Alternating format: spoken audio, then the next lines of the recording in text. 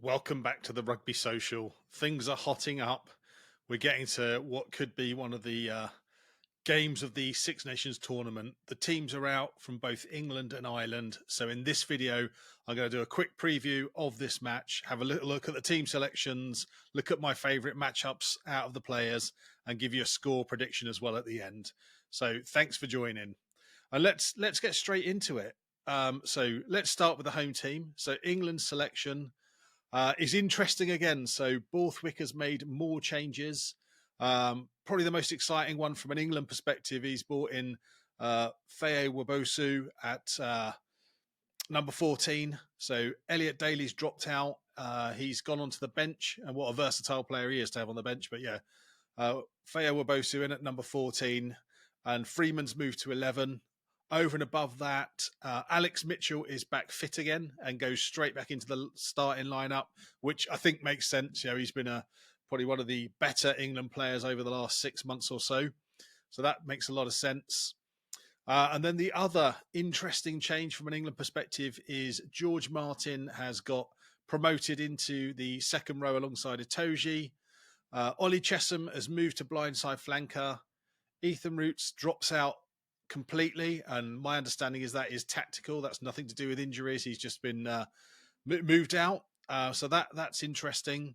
And then on the bench, what is also interesting is England have got an 8, 9, 10 combination of all Harlequin players. So Don Brandt's come back into the setup for the first time in a little while. You've got Danny Kerr at number 9 and a fit again Marcus Smith in at number 10. So I wonder whether that, I guess that triple loop of the three players all playing for Harlequins together is something in the back of Borthwick's mind, and maybe something that he's thinking, you know, last 20, 30 minutes, those three together with all the combinations experience they've got of playing together at club level could make a difference.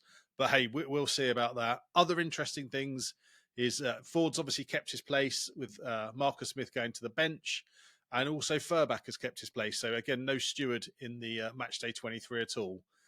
And probably last thing to say is I think from a scrum half perspective, obviously Danny Kerr's coming in as a replacement this time rather than starting. If he gets on, it'll be his 100th cap.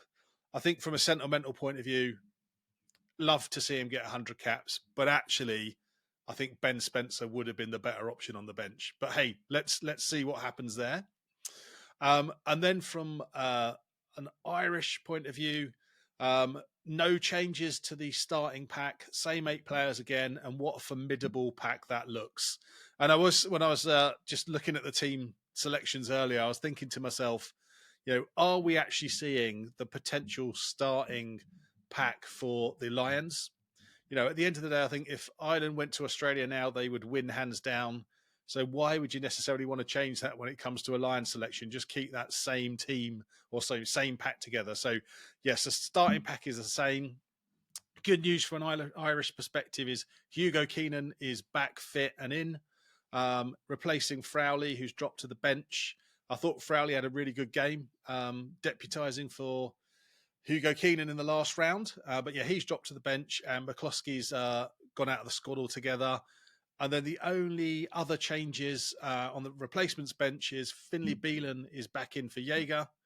And likewise, Ian Henderson has come back in for James Ryan. So looking like a pretty formidable team Ireland are serving up there for this fascinating showdown at Twickenham. But please do let me know what you think. Get into the comments. Have those team selections, are they the right ones? Has Borthwick made some good decisions there? You know, and I guess less so from a Farrell point of view, because I think this Ireland team starts to pick itself. It's so good. But yeah, do let me know what you think. And then if we kind of look at the actual match itself, you know, what's at jeopardy here? You know, Ireland are on this fantastic run of 11 back-to-back wins. If they go on to beat England on Saturday, they are going to set a new Six Nations record of 12 consecutive wins, which would be a phenomenal achievement. And obviously still bang on course for that second Grand Slam in a row. And again, you know, as they edge nearer to that, and I think there is an inevitability about it, that will also be fascinating. From an England perspective, probably a little less on this match. I think what England will be looking to do is actually just build a bit of momentum, build a bit of continuity.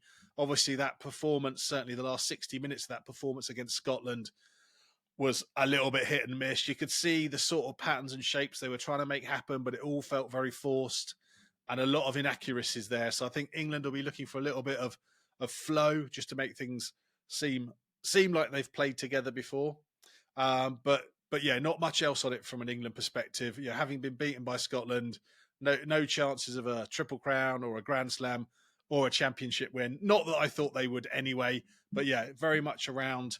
You know, what can Ireland do? Are they going to carry on with this amazing uh, run that they're on and just this overwhelming great form that they've had as well? In terms of the matchups that I'm really interested in seeing, I think, a minute ago I was talking about, are we looking at an Irish pack that could basically be the British and Irish Lions pack? I think the only question mark there for me would be, would Itoje be in there maybe instead of McCarthy? So I would love to. I'm looking forward to that matchup, seeing the older head, experienced Itoje up against the young buck Joe McCarthy, and on current form, McCarthy is definitely looking like the better prospect out of the two. But yeah, very much looking forward to seeing that joust that those two will have in the second row. And then from a backs perspective, I think the fascinating thing for me here will be how will Tommy Freeman shape up, moving to the other wing, up against James Lowe. Both great kickers. I mean, Lowe's kicking so far in the Six Nations has been tremendous. Haven't seen a huge amount from Freeman. There's been little bits and pieces where he's looked good. I think he's a much better player than we've seen so far in the tournament. So it'd be really interesting to see him now. He's going to be playing on the left wing. So yeah, very much looking forward to seeing how those two match up. And again, let me know. What are you looking forward to seeing out of this match? And whilst you're making comments, and I really do appreciate all the comments people have been leaving lately, it's really great and interesting to read them. Please do leave a like and subscribe. I love talking about rugby. I absolutely do. Hopefully that comes across in these videos. I hope you love talking about rugby too. But yeah, any support you can give the channel will be greatly appreciated. So moving on to my forecast then. Who's going to win this match? Well, it probably doesn't take a rocket scientist to work out that I think Ireland are the strong favourites here.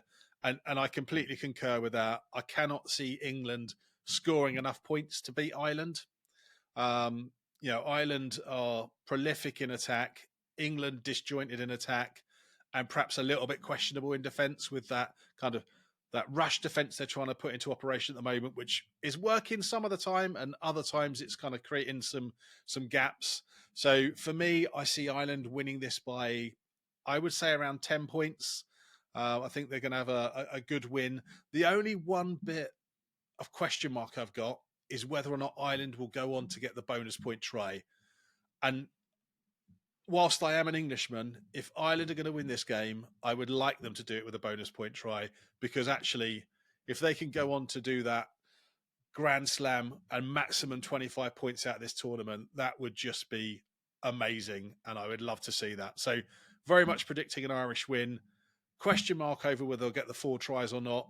But what a fascinating match. Cannot wait for it. Hope you're looking forward to it too. Thank you for watching this video, and see you on the next one.